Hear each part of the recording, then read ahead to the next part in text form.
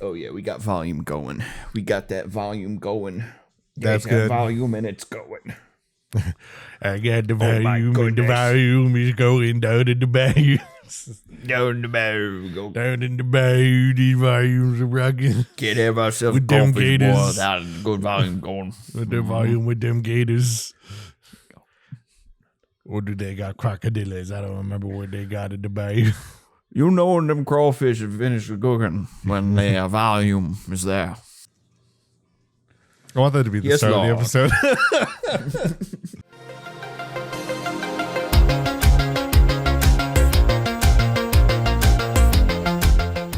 Hello, everybody, and welcome to this episode of the Heretic Hammer Podcast. I'm your host, Marshall, and this is my co-host, Dylan. Hello, hello. And we are here today. I already kind of spoiled the topic to the episode, but any episode's topic is a spoiler when you click on a YouTube thumbnail because it's in the title and thumbnail. The only person it could ever be a spoiler to is Dylan. Do you remember what the topic is for today?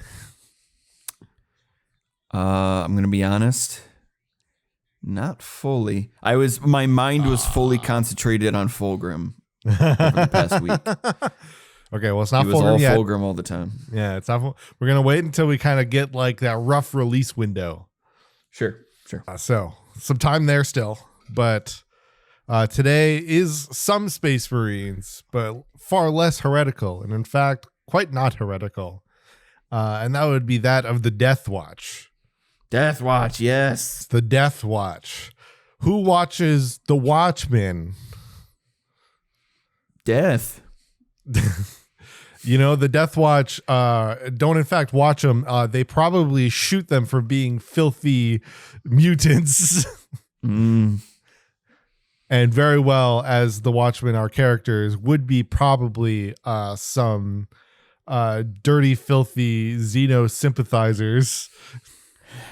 Those goody two shoes in the Watchmen. Let's ask Alan Moore on this. Let's get Alan Moore on the horn. And see what he has to say. You thought Steve Jobs was bad.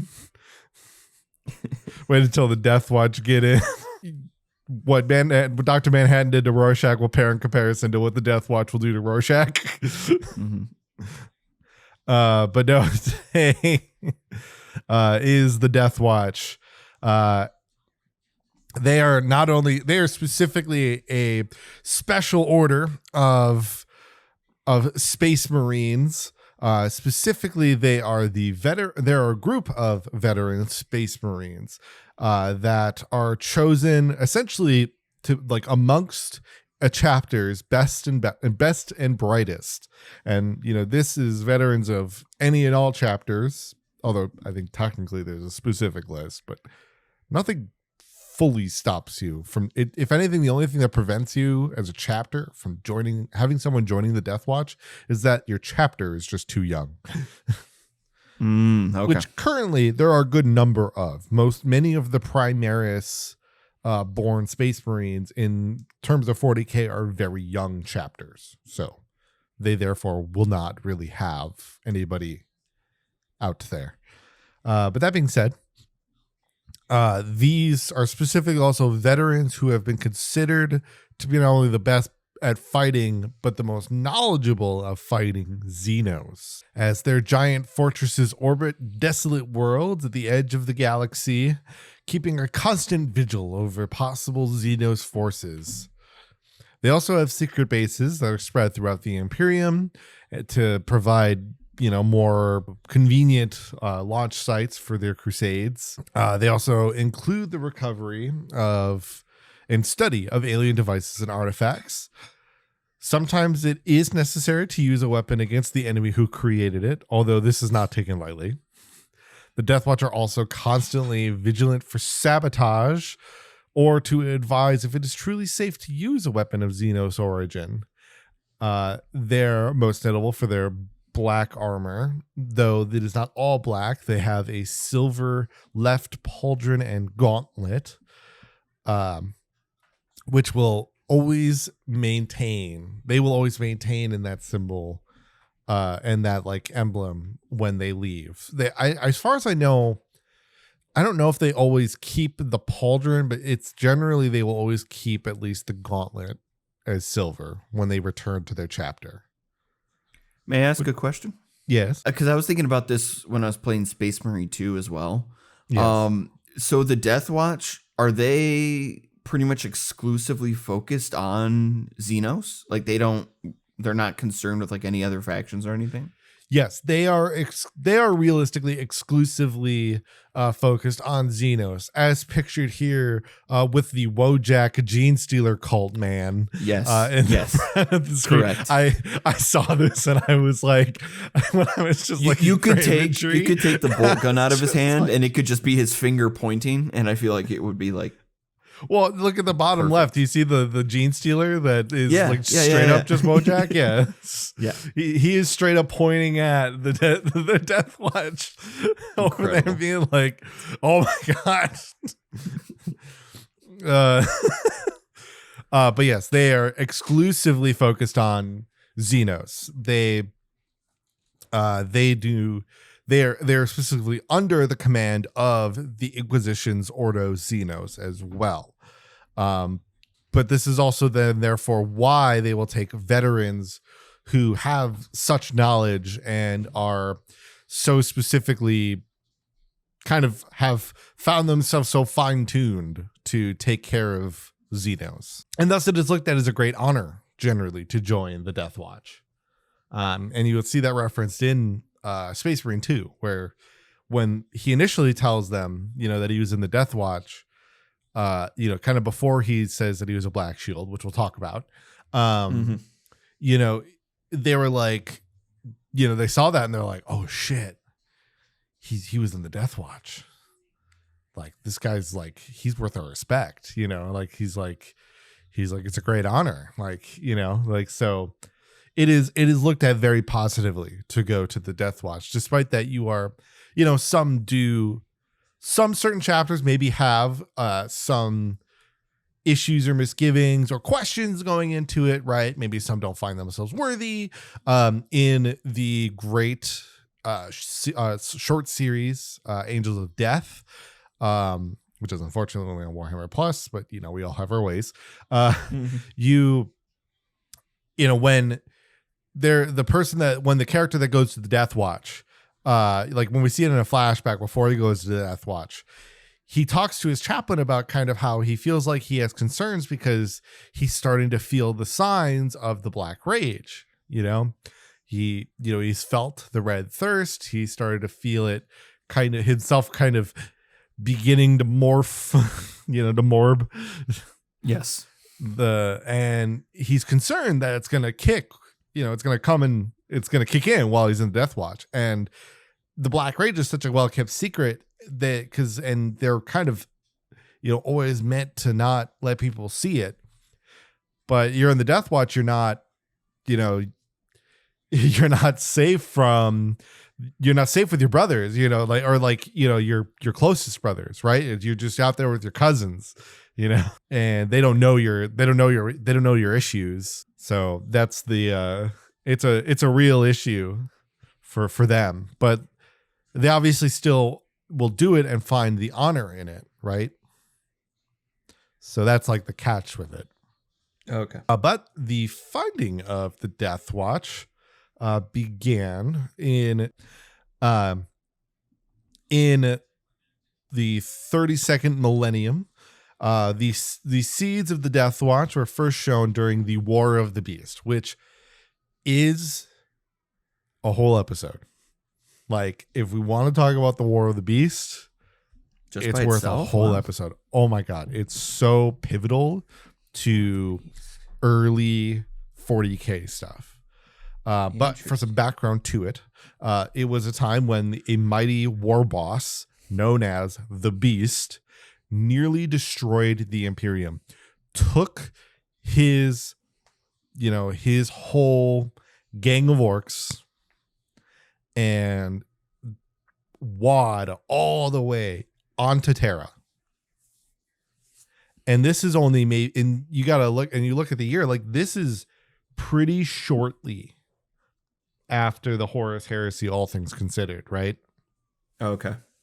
This is a time when they're constantly trying to rebuild themselves. Most of the Primarchs have kind of disappeared at this point. And, the Imperium's trying to figure itself out. The Inquisition is kind of just around-ish, but like very lightly. And then, it's still primarily just being handled by the currently remaining Space Marine forces and the High Council of Terra. The War of the Beasts made its way all the way to Terra. And the Beast was there are many who believe that the Beast, might actually be a Quark that somehow survived himself all the way.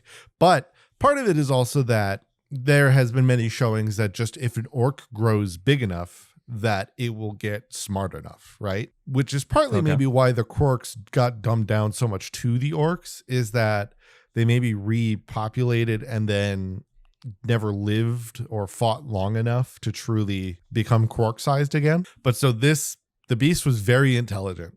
He could speak flawless Gothic. It wasn't like, the classic, oh, we don't need to be crumping then. He would it was like facing essentially speaking to him was like facing another human adversary. So he was not to be trifled with. And like I said, he took the fight to Terra directly.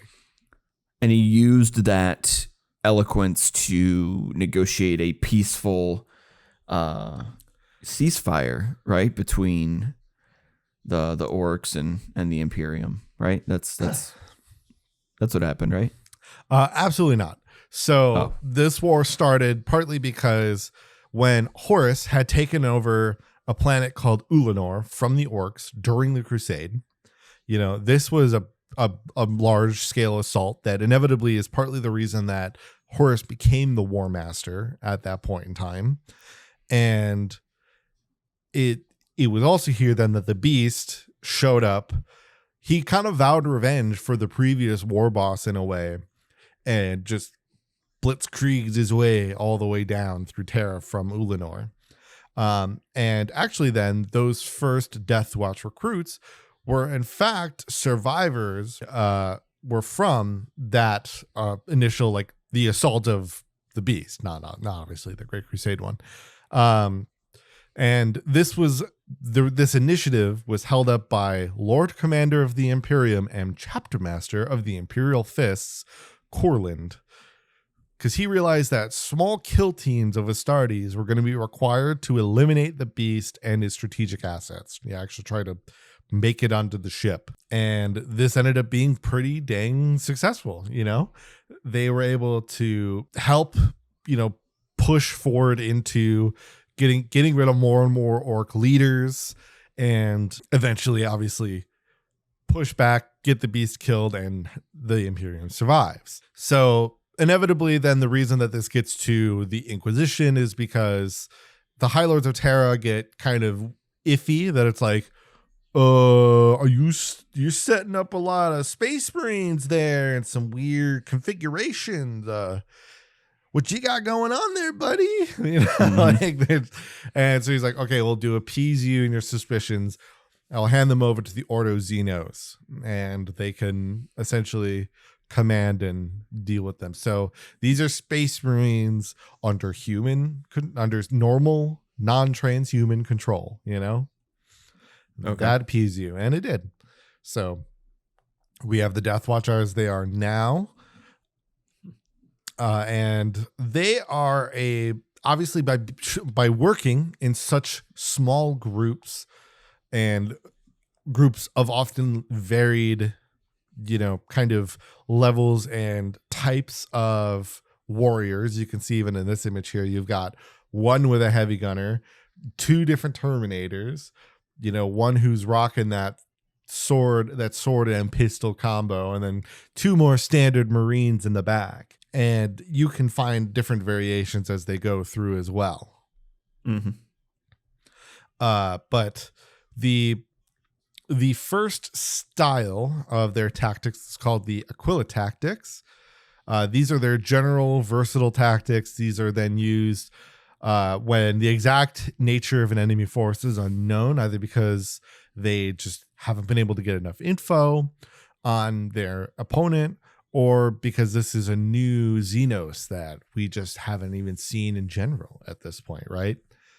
So like maybe if they're trying to find a gene stealer cult, they'll go in with this kind of standard kind of rank and file, slow movement, engage when necessary kind of generalist kind of tactic, because they're like, all right, we got to figure out who's potentially Xenosified and whatnot, or they just like don't understand what this weird little gremlin in the sewers is. I have no idea what the hell that thing is. Yeah. Otherwise, Dominata's tactics are designed to directly combat the most elite warriors of a Xenos army, aiming to deny them a crucial resource. So these will be, those who are of great strength and skill, and they'll obviously then push in and specifically seek and destroy these important targets. Obviously these are then just to create pinpoint tactics, right? Somewhat, this is obviously a somewhat obvious thing to do if you are in a war with someone, right? Go find their best forces and find a way to take them out, because then the rest of the cannon fodder will be nothing, right? Yeah, certainly. Next is Führer tactics, Furor, not the other way.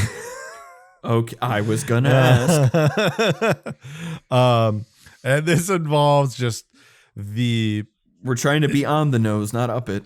Right. And this is just to bring the firepower, explosive firepower.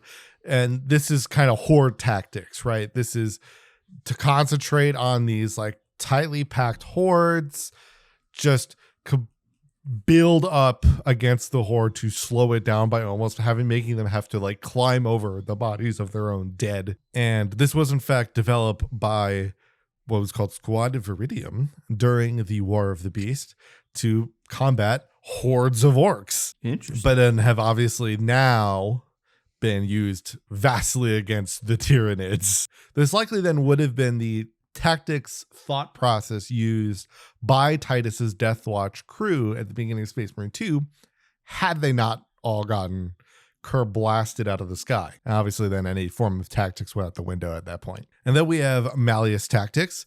These were first used by Captain Brontos on Rakur 9 against the Tyranids. And now this is an impulsor, but honestly the concept works between both Land Raiders and impulsors. But especially because Land Raiders are probably on their way out in terms of the game and lore. Anyway, they're used to claim larger enemies before then using power weapons to engage them in close combat. So kind of like use these vehicles, just blast your way in, kind of almost bulldozing and rampaging your way in, and then just coming out of the tanks, which is power weapons, just beat them down. And then next up, we've got the Purgatus tactics. These were developed by a librarian, Del Athieu. Librarians always have the the most Latin of names. Yeah. And this notes that it is the application of utmost force on the leadership figures in alien hordes. Obviously, which is just like so like. Okay, yeah, like it's just like everything is using the utmost force. Like, what do you mean? So I somewhat take it that obviously by this being created by a librarian, that there is some respect in this being more focused on like pure like stealth and assassination, right?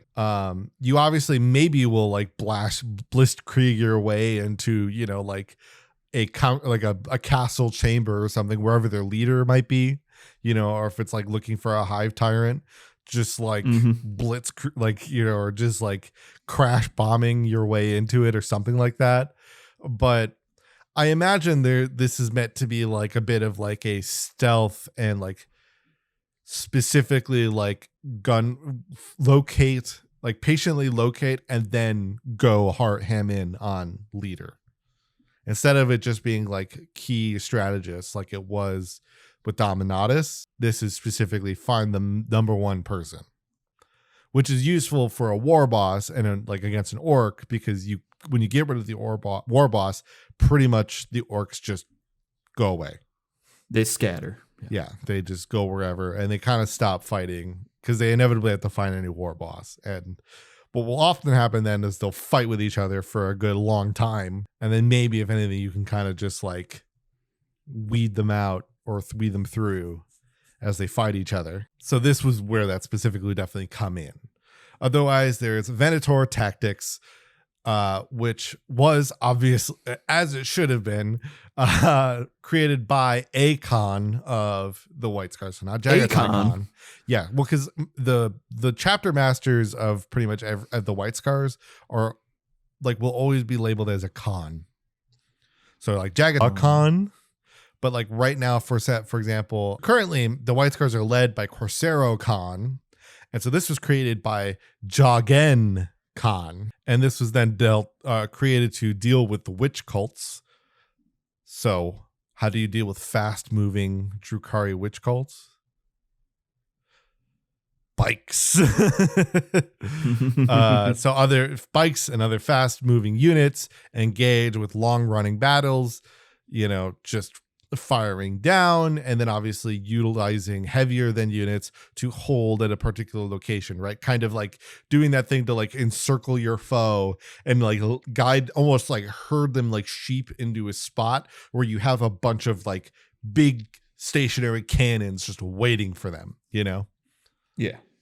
And then you just kind of call the herd, if you will. Otherwise, the Deathwatch have a bit of kind of the way they're kind of broken down. So their main elements and gear and whatnot. At the beginning, the Deathwatch had a single chapter master known as the Watchmaster, who was a former Space Wolf. I don't know why Space Wolf was really hard for me to think of. Well, they were a Space Wolf, and kind of because when you're a Watchmaster, you kind of stay on the Deathwatch pretty much. But they have now spread kind of vastly through different watch fortresses or stations. And so now you kind of will have multiple Watchmasters and the somewhat like with one step down. Like each station will have its own commander. And then like, especially because of Imperial Nihilists, that's why there's not really one Watchmaster for the whole of Deathwatch anymore. Because like you kind of need one on each side because they really can't talk. Yeah. However, they're well noted by their spectral pauldron and gauntlet. Which as you can see, it's not just silver, although the gauntlet usually is just silver. But the pauldron is also emblazoned with the litany Xenomortis, and I cannot find anywhere what it is, like what it says, what like the exact wording. Like I have no idea, and I can't find anywhere that anyone knows what it says. But that's what it's called. It's called the Litany Xenomortis. I couldn't even get like a potentially bad answer from Reddit. That's when you know it's bad. Yeah, that's dire. Yeah. I cannot find that, but that is there. And like I mentioned earlier, when you leave the Deathwatch, many could keep both the pauldron and the gauntlet on them as they return to service.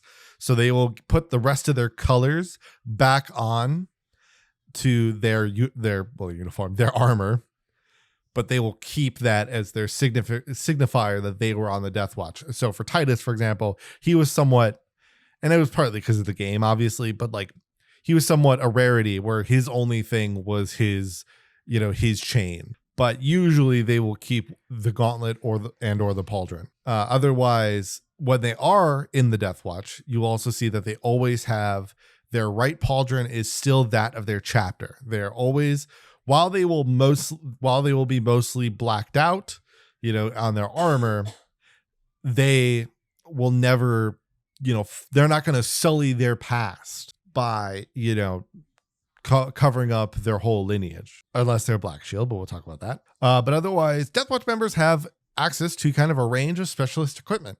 Obviously, within the Imperium, that means that they pretty much kind of get about the whole kit and caboodle of what you could want when it comes to the gear that they have.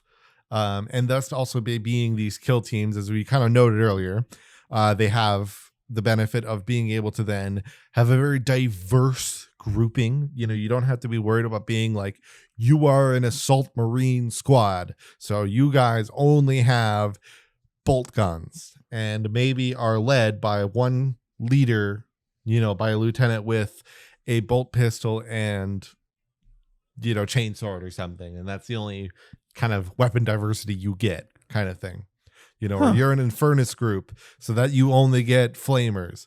That's not the case with the Deathwatch. The Deathwatch, whatever the engagement requires, it's honestly what is set up in the Space Marine 2 game in terms of like the, you know, the mode, I forgot what it's, the co-op multiplayer mode that I've forgotten the name of for whatever reason. That is more akin to like how a Deathwatch kill team would work than like an actual Space Marine team would work. Granted, any of that can be taken with a grain of salt because obviously the needs of the current strategic conflict and whatnot are always permitting to whatever you need to do, right? It is what it is. But generally, that is the thing, is that's the benefit of the Deathwatch, is you get a very diverse weapon group, which also might include some Xenos weaponry sometimes, as can be seen here by this lieutenant carrying a Necron sword. Hey, wait a minute. Yeah, it's kind of that little bit of a questionable thing sometimes. like stroking under the chin, like, wait a second. Yes. As we kind of mentioned earlier, right? They are meant oftentimes to collect and determine whether or not they are safe to study Xenos weaponry and gear. Well, and in part of that, one of the benefits they often will get is by essentially allowing themselves to use the weapons of the enemy against their own. Sometimes that is, in fact, the most efficient way of dealing with them. Because it turns out when Necrons spent millennia upon millennia of their own time, millions of years ago, constantly in civil war with each other, and now are potentially going back into civil war with each other again, now that during their reawakenings, they're really good at developing weapons that kill each other. Yeah. Okay. So it turns out then using a Necron sword is really good at killing Necrons. Who'd have thunk it? Yes. Though sometimes obviously that does mean that you need to be careful and watch your brothers, because who knows maybe what they might be looking at or how deep they might be going. So just because you are allowed to make use of weaponry, that does not mean that you were completely without fault on maybe getting a little too into it, right? You still have to keep yourself out, like especially a mind and whatnot out for yourself, right? Because as we will know with one of the first species and conflicts that we'll talk about, this, touching the orb could be a problem.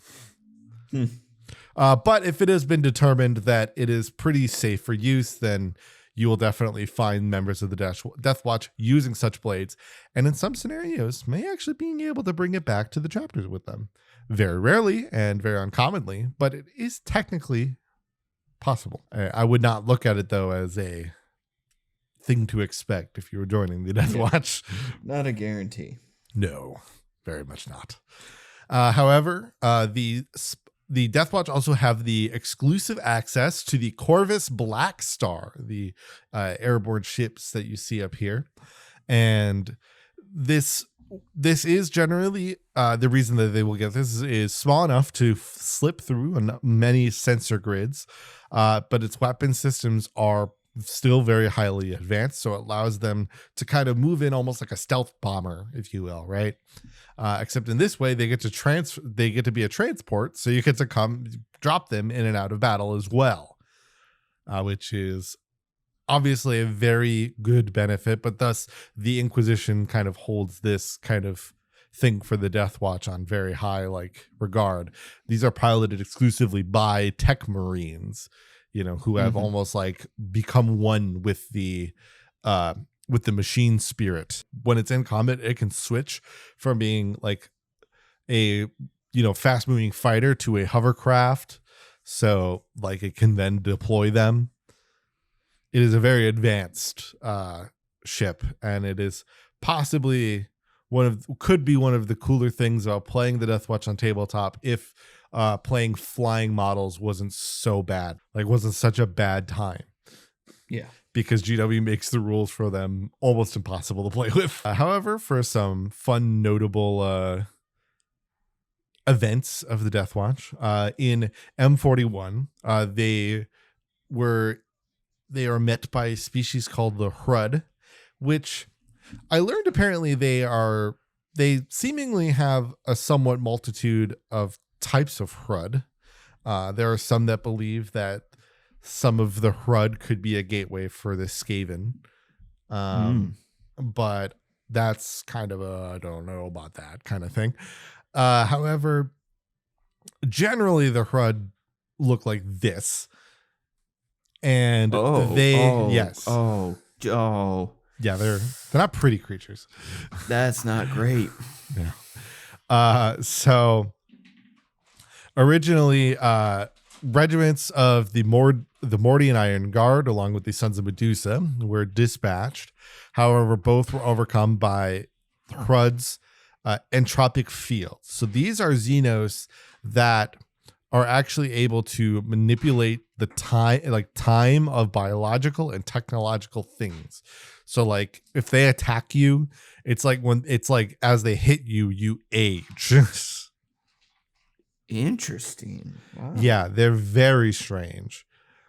And they had been dispatched to the shrine world of Damal because they were attracted to veins of crystallized time, because they were held in the planet's stasis crypts, which is such an interesting slew of words there. Yeah, totally.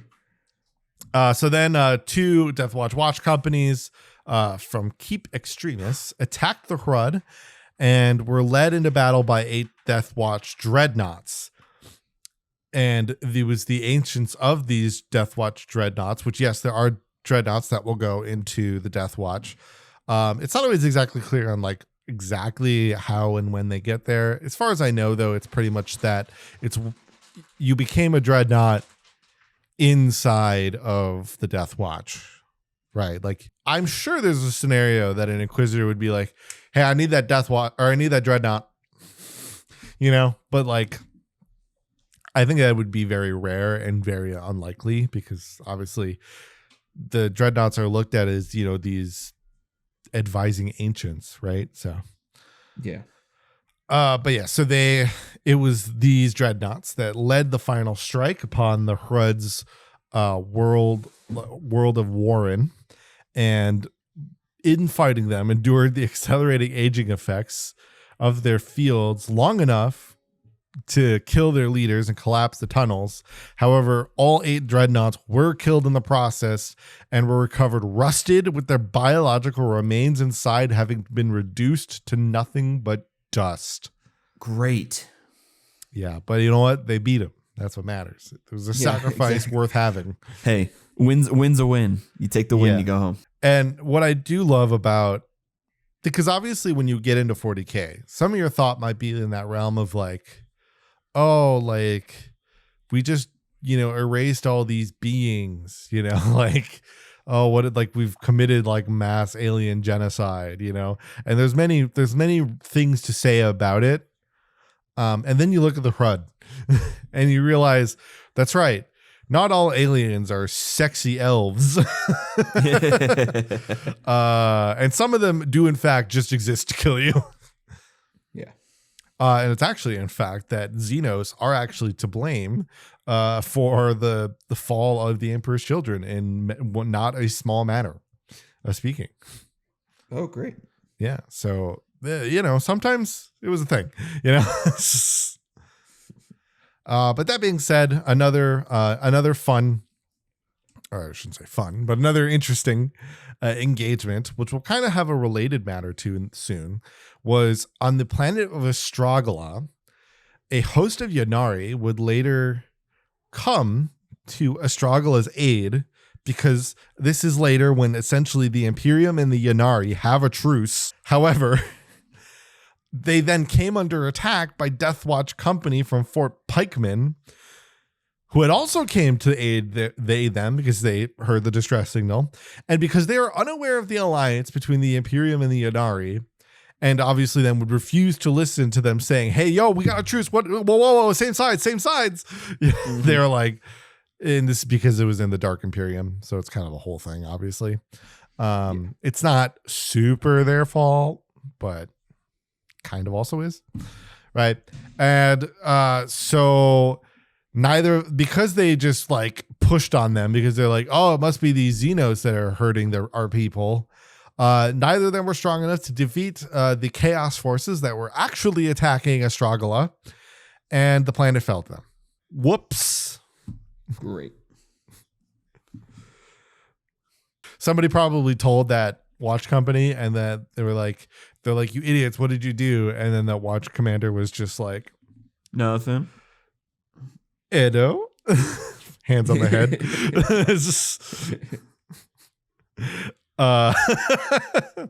That one's gonna get something if people catch that one. So this comes obviously into a lot of criticism the Deathwatch get, and that they're so blindingly hateful and anti-Xeno that they sometimes become too focused and, will essentially fall into strategic pitfalls because they're just like, oh, we gotta fight the guys. It's these stinking Xenos, elves, kill them. And it's like, no, we have a truce. Like, hell you do. Yeah, it's a criticism that they get, right? Yeah. Otherwise, we can talk about now the Black Shield. So the Black Shield, there are a number who do not keep the symbol of their former chapter, as I kind of alluded to earlier, where they leave that pauldron black, or the skull-faced icon of the Deathwatch will be on their left shoulder as well. And then they'll just have like the silver accent on the side of it.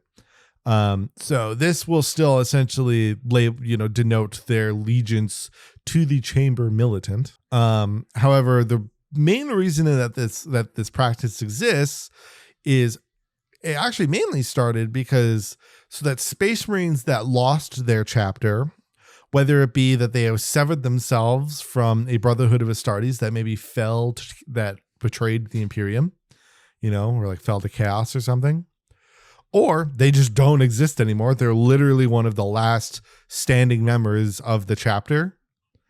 And they're like, hey, I got no chapter anymore. They all died. Can I join the Deathwatch? And they'll do so sometimes as a Black Shield. And thus, as Titus alluded to, they kind of are then continuing almost as a somewhat like nameless and recordless Space Marine of the Deathwatch. However, that being said, there are also those who maybe are sent in under unscrupulous circumstances, such as former Captain Titus himself. He was then obviously put in there as the belief that he was going to be, that he had turned his grace away from the Emperor. So it was then turned there to be, like a way of redeeming himself. Mm-hmm. So that is obviously kind of a factor with that, but it is not, being a Black Shield does not necessarily mean that you were banned, but it definitely means something went down. And for whatever reason, you no longer wish to be associated with your chapter, or they don't wish you to be associated with their chapter. One or the other. But thus, for characters of the Deathwatch, we've got our main man Titus, as we got to play a little bit. Yeah. Obviously, there's not much to say with him. We obviously know the reason that he joined the Deathwatch was because of that bitch ass Leandro. All my homies, every single one of them, even the ones who have never listened to a single episode of this podcast, who have never played a single anything related to Warhammer 40k in their entire lives. Every single one of my homies wakes up every day and goes, fuck Leandros. And that's what I really love. So recently, Wes Hammer did a hated characters list, like a top 5 characters of hated characters of 40k. Shout out to Wes Hammer, by the way. He's a good lore creator. And his number 1, spoilers for that video, his number 1 was Leandros, which was above Erebus, because there's that realm of Erebus is a good villain, so therefore you hate him, but you can admire the fact that you hate him because he's actually a villain.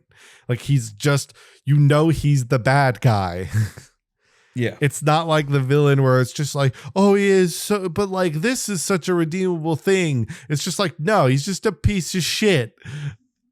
But you can respect that he's a piece of shit because that makes him a villain, Yeah. But Leandros is just an asshole. And thus we have Titus now being a black shield amongst the Deathwatch. And then this is not a picture of him, of our next character, but it's just a visual representation of an artist's rendition.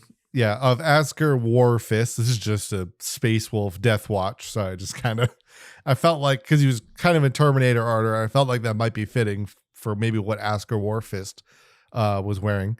But he was the first watch commander during, at the formation of the Deathwatch itself, and because he was already a Wolf Lord when the orc forces of the Beast invaded the Imperium in Ulanor, and so he took part in his chapter's battle against the orcs, and then, unfortunately, obviously, many of them passed, but he then often looked over the multiple fights of Ulanor that would take place. But obviously he's just notable because he was the first watch captain, or watch commander. I am also sorry. I will apologize now.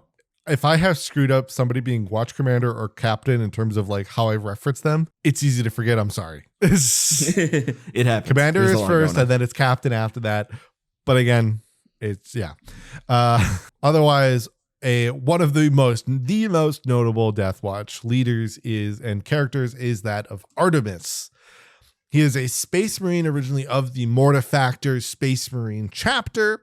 He is currently serving with the Deathwatch as watch captain of, you'll recognize this name, Thalassa Prime. Ah. Do you wonder why Titus maybe named a segment of his squads as Squad Thalassa?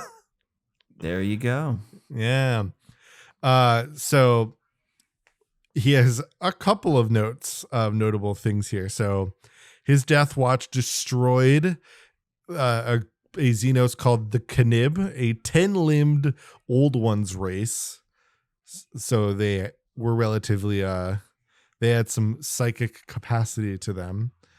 However, when trying to deal with them, they began to psychically dominate members of his Deathwatch kill team and bend them to their will. And so some of those Space Marines then essentially betrayed the other members. And Artemis and his remaining sane group held out for a number of days. And when he finally was able to break out, eliminated the Canib by calling exterminatus on the planet, as you do. Like you do. And now let's talk about something that he is potentially the most infamous for. And that is he famously foiled the ritual of Eldar Farseer Eldrad Ulthron in the Battle of Port Damascus. During the battle, Artemis ignored the pleas of the Farseer to cooperate with him, as he planned to he had a ritual in tow to destroy Slaanesh. He was like, I've got it. I'm going to do this plan. It will kill Slaanesh. And he fights him anyway, Like, Artemis fights him anyway and states that he would rather see humanity fall to chaos than trust the word of a Xenos. Great. However, that ritual, and thus this act of thwarting this ritual, had, somewhat inadvertently, saved billions of human lives, as they would have been sacrificed for said ritual. So, in a way, he wasn't wrong. He was protecting citizens of the Imperium by stopping this ritual. And obviously there's a number of questions about that whole, there's a whole philosophical debate on that aspect of maybe would that have been worth it? Would a couple of billions of humans in the greater Imperium compared to the, potentially like Google Plexian number of humans in the galaxy itself, like in the entirety of the Imperium, like would it have really mattered? And then you actually get to lose a chaos god is just gone. Maybe. Again, that's a philosophical debate now, isn't it? Mm-hmm. Nevertheless, these were humans under the protection of Artemis. So here you are. But this is what makes it a point of contention, right? People love this because it's a classic 40k move, right? It's what you kind of want your 40k to be, is them doing something that seems to defy all forms of logic, but it is because they are steadfast in their beliefs. Otherwise, people look at it as an example of why Space Marines are dumb and you shouldn't like them. Yeah. So again, that is a point of contention. I somewhat fit in it's a classic 40k move. And it is also a great reason why you could not like Space Marines, right? You could, I think, like I've mentioned in this podcast multiple times, one way or the other, everyone loves Space Marines. One way or the other. Everyone looks at a Space Marine and is like, hell yeah. But you also can get real sick of their shit. Much like the Mechanicus in a way. As noted by Titus when they're like, what's wrong, brother? Well, it's like, do you have a problem? He's like, well, I only have a problem with you if you worship the Omnissiah. I get it now. Oh. Gotcha. Yeah. Okay. Now it makes sense. I feel you, man. Otherwise, finally, Deathwatch and the Tabletop are in a bit of a state of flux right now. So they were originally kind of gutted for 10th edition. They had an index, and then it never really got any updates ever. And then they got thrown into the Imperial Agents Codex, and the index was removed. However, this has then since changed because people didn't like the codex and their role in said codex, because it got rid of a number of their data sheets. And thus, as a part of the Grotmas kind of Christmas calendar detachments thing, they regained their index. And I think, honestly, this has a lot to do with the increased popularity through Space Marine 2. But they are still available to play through Ordo Xenos and all that. And is, how people feel about Imperial Agents as a codex, but people aren't as big on it. But it is an option, and I'm sure there are some people who maybe are into it and will be happy that maybe that one day they will get a real army role. Yeah. Otherwise, obviously their main attraction is their special weaponry and like kill teams tactics, along with the Corvus Black Star as, again, unique datasheet thing. And the weapons are somewhat tied, like special weapons are somewhat tied to the like older Firstborn like kits. That being said, though, they still get like different weapons within one datasheet. So you can get like which is a double-edged sword, right? Having in the game of 40k, having a spread out weapon type. So like having one person with a heavy, one person with a sniper, one person with a melee, that could become a problem because it's like, well, how do you position them, right? How do you tactically play them? So it can be a bit wonky sometimes, but that's kind of what makes like Deathwatch somewhat like lore fitting, because like people who play Deathwatch or are at least like good with Deathwatch on the tabletop are often those who then are also like have played Space Marines for a really long time and are really good at Space Marines. Okay, so right? they're already familiar with how. Yeah, like they Space know Marines kind are. of like they have an idea of like how all these weapons work, and then maybe have a good idea of how to make these kill teams work. And granted, they have data sheets that are standard, just like standard Marines, where it's just like group of Marines with with bolt guns, right? Or a group of Marines with Phobos armor and pistol and close weapon combat, right? They have those data sheets. It's just you get on top of that the special ones. Okay. It's like you get both. You are not totally without. But yeah, like so that's kind of the part of but they don't get every Space Marine data sheet. But again, that's kind of also what makes them necessary or what makes them good for veteran players. Much like how the Deathwatch are filled with veteran Marines.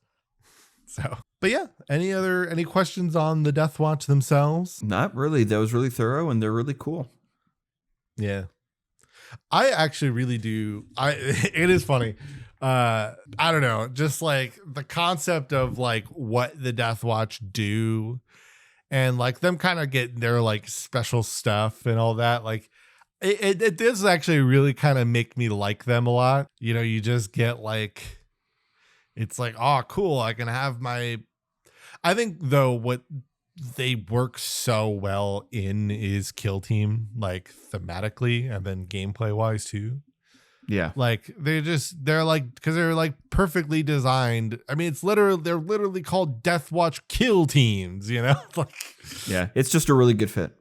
Yeah. So, and then I love the idea of like, and I would love to like know of, people should put in the comments like if they know of any good Deathwatch books, because I really could imagine that like there are many really fun and good like interactions, because like you're effectively from like different countries like worth of like culture differences between these chapters, and so like they have to all come together and like gel, and like I imagine there's some times where there is probably some contention, so that'd be fun to read.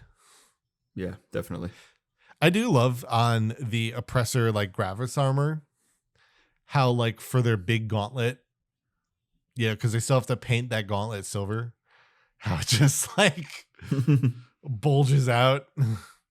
It is cool though. It's a really unique like it's already like the Deathwatch themselves are already really unique, but like the whole thing with the gauntlets is such a like standout part of that armor.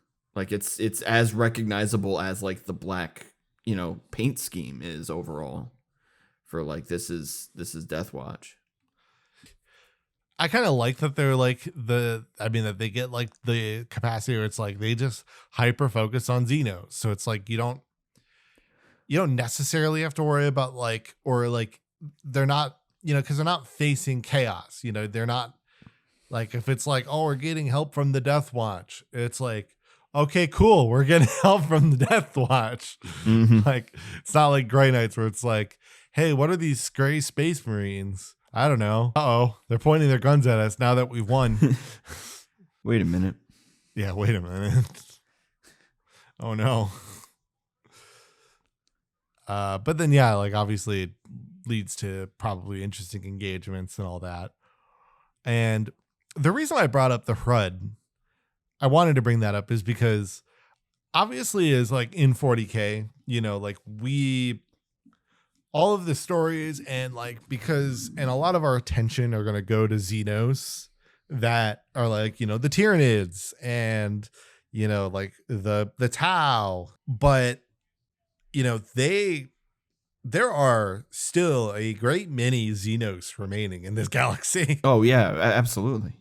Granted, because of the Great Crusade, there are massively less, but there are still a number of remnants and those around.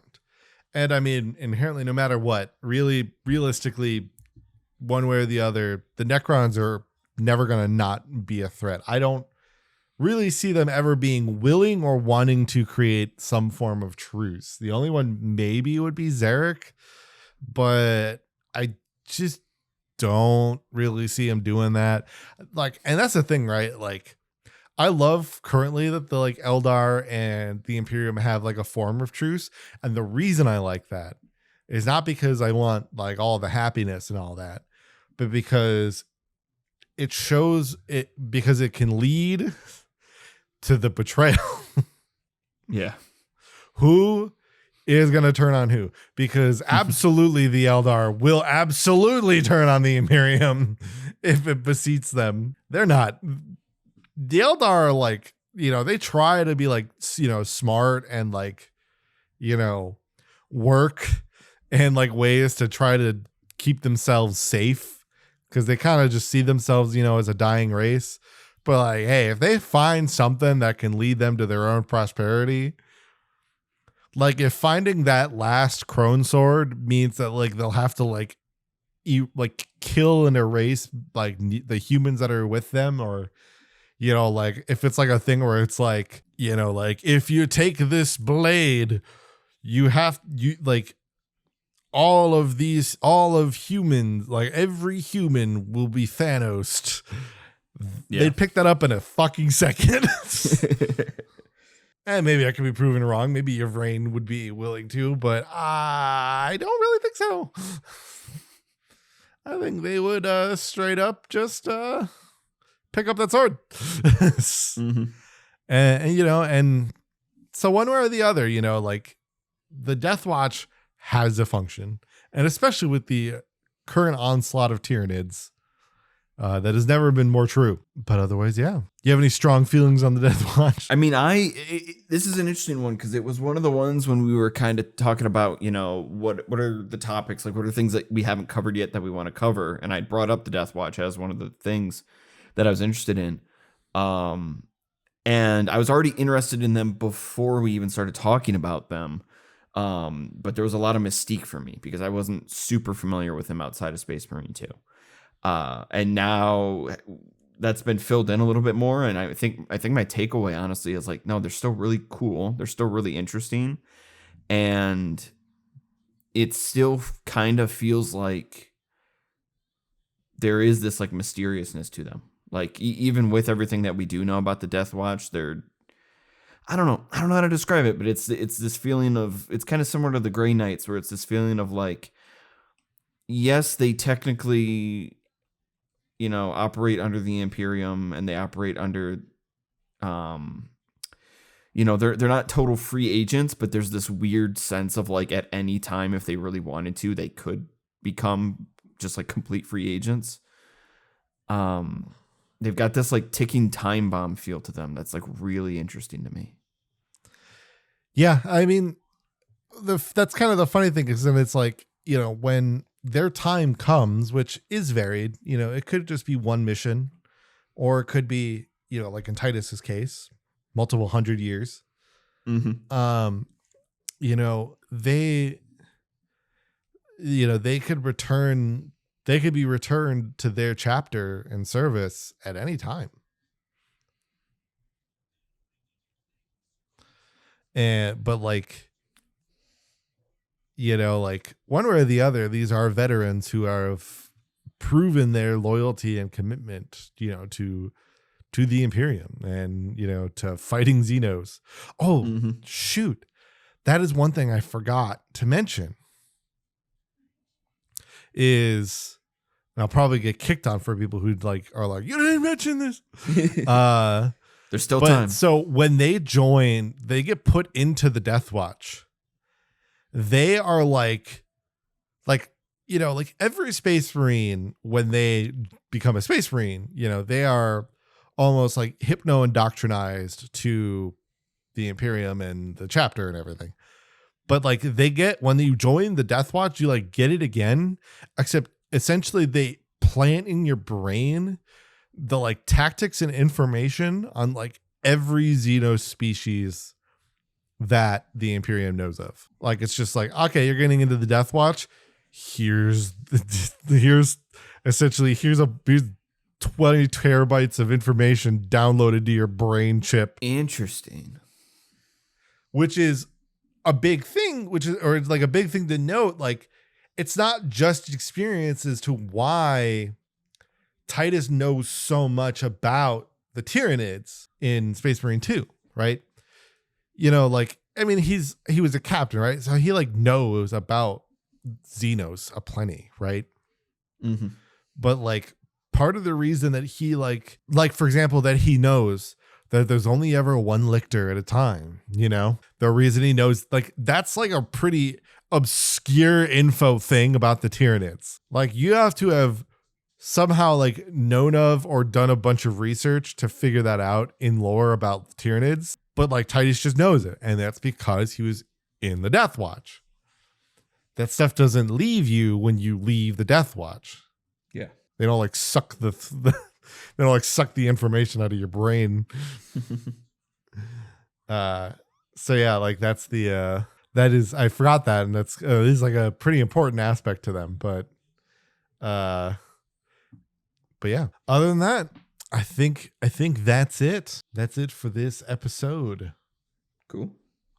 And next week we're gonna get back into the hobby-inness a little bit again. Except we're gonna do a little bit of guidance on 3D printing. Ooh. I know. GW doesn't want you to know this. No snitches. All right, nobody snitch. Hey, look, every STL or thing I'm gonna talk about specifically is going to be perfectly legal. That 80% rule really goes a long way. But yes, otherwise, thank you so much for watching and or listening. And we'll see you next week for more heretical Warhammer content, as given to you by a Xenos and a human trader. The odd couple. That's right. But I'm secretly a Harlequin, so you know.